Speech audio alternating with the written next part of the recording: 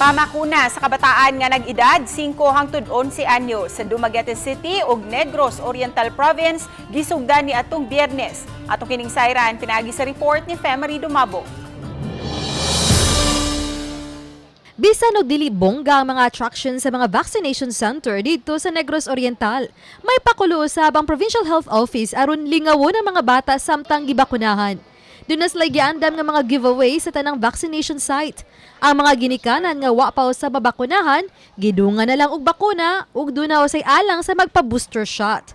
Si Riza Oy Pitching sayo nga miabot sa Mega Vaccination Center sa Dumaguete City aron pabakunahan ang iyang anak batok sa COVID-19. Kumbinsido ang iyang 9 anyos nga anak nga dakong tabang ang bakuna aron malikay sila sa makamatay nga sakit. To be protected siya, then para makatravel kami.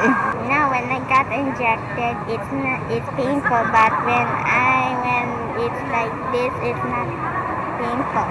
Inguna ni usabang pananaw ni Iliana Coino kinsa kuyog sa iyang manghod nga lalaki ug ilang amahan nagpabakuna usab.